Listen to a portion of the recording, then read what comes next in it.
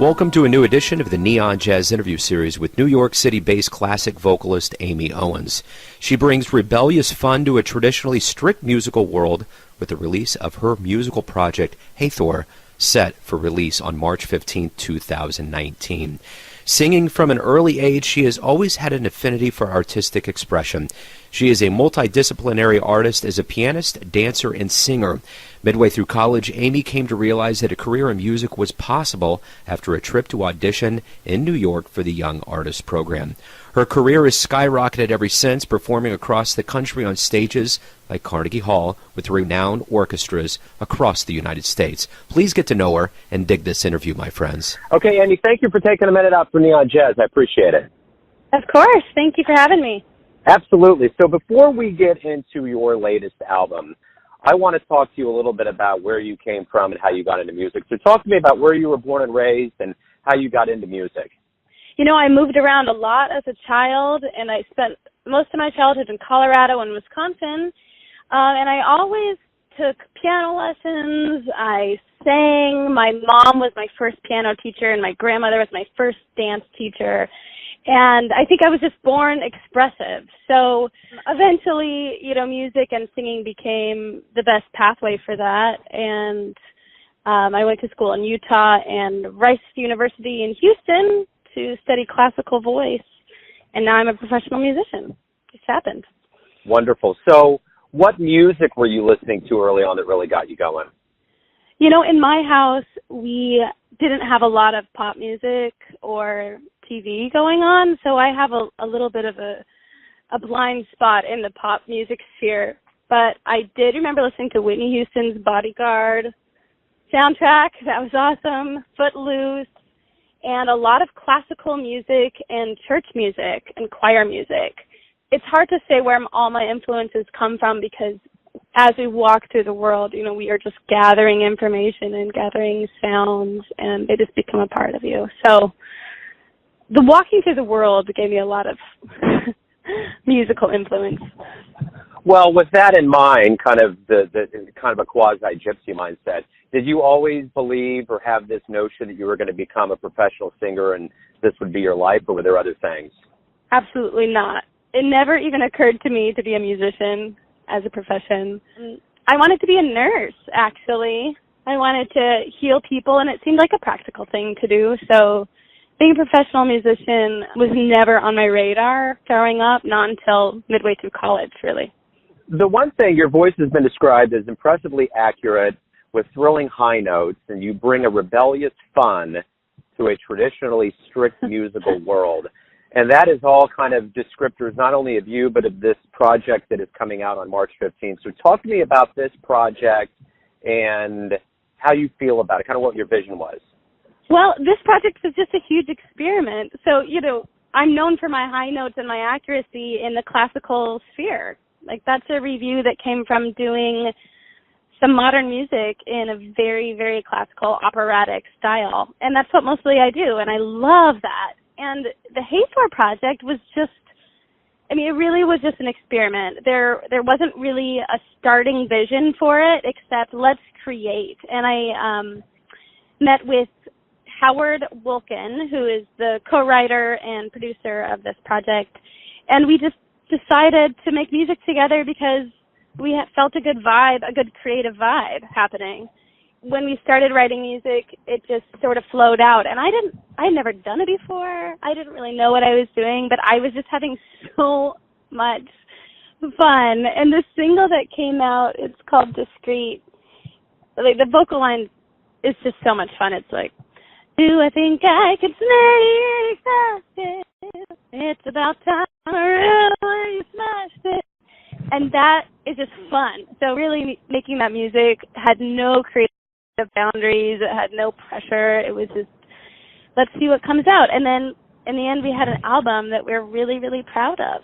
You go from classic jazz, and in our purposes for Neon Jazz is we obviously delve deep into jazz. And I want to know what jazz roots are within your tree of music. Well, vocal jazz really is the basis of any jazz education I had. I was in some jazz ensembles growing up, and of course, I played some instruments. And jazz is an amazing, amazing art form. I mean, it's like classical music in a lot of ways because there's a very traditional way of doing it sometimes that you need a little bit of education to fully appreciate. But it's cooler, for the lack of a better word. It's like cool. And so I'm drawn to it because it seems so much more laid back than sometimes the classical realm does. Yeah, I just like it. I wish I could study it even more than I do. Talk to me about mentors, those that you either have performed with that were veterans or legends that influenced you, or teachers. Who, as far as in a mentor mindset, has really helped you in your career path? You know, those are mostly on the classical music side, but I have to go back much further to my childhood because when you were, between 5 years old and 8 years old, that's when the people really start planting seeds. So that's my family. That's my mom, who put me in music, and she was directing the church choir and put me in the alto section to help them stay in tune and read the notes. Gave me a lot of confidence. And then teachers who encouraged me, and the teacher who said, you should go into music. And then the teacher in college that said, you should audition for professional companies. And, huge shout out to teachers. They rule the world. They make everything happen because they encourage us and see things in us as kids that, or at least in me, that I wasn't looking for. Shout out to the teachers. Yeah, absolutely. So you've gone from Wolf Trap to Carnegie Hall in the U.S. and other places all around. What has this journey been like for you up to this point, and what do you see your future being? It's just been a magical adventure of twists and turns and having no idea what the next 6 months hold. That's the thing about a career in the arts. You just never know. Even right now, I don't know what I'm doing in 6 months, but I do know that I want to create and I want to express and make music. And so we just have to, I think all artists, but I just have to trust in the process that I'll be able to continue doing that. My future aspirations are just continue to create, get some opportunities. I want to conduct. I want to sing classical music. I want to write more music. I want to perform. Do it all. So you're, as far as you are out into the ocean right now, you're looking at a vast array of possibilities out there. It's just widespread. I'm trying to just be myself, which is not really strictly in one world. Most of my work is in the classical realm, and I expect it to continue that way. But I'm not limited to that just as an artist.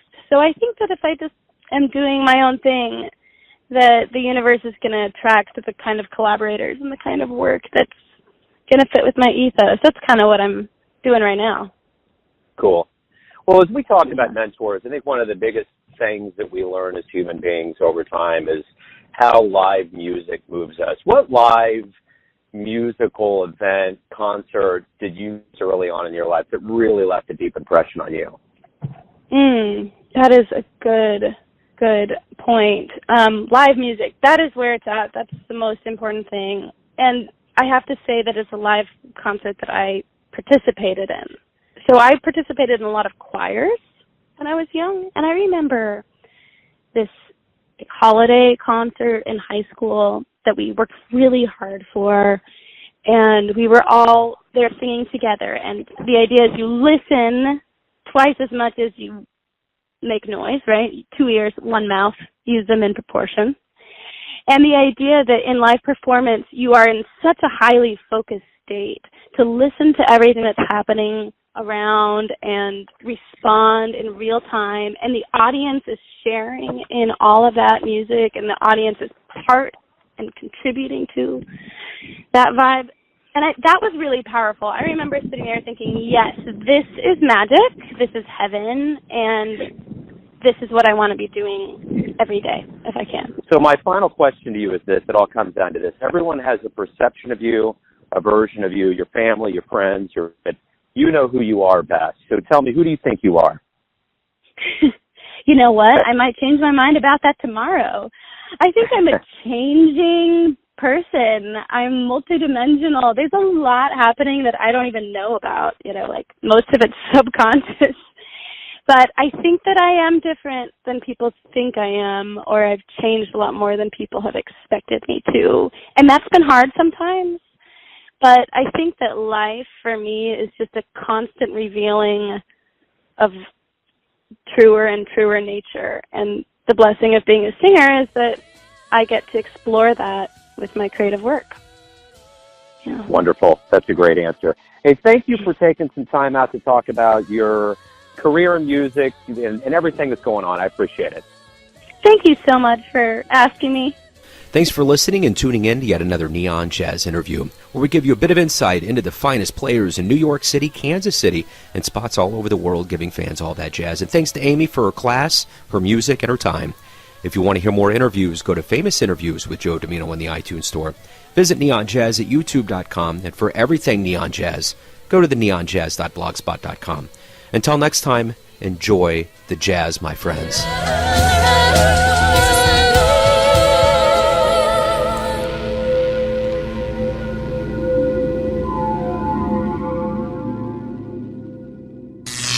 Neon Jazz.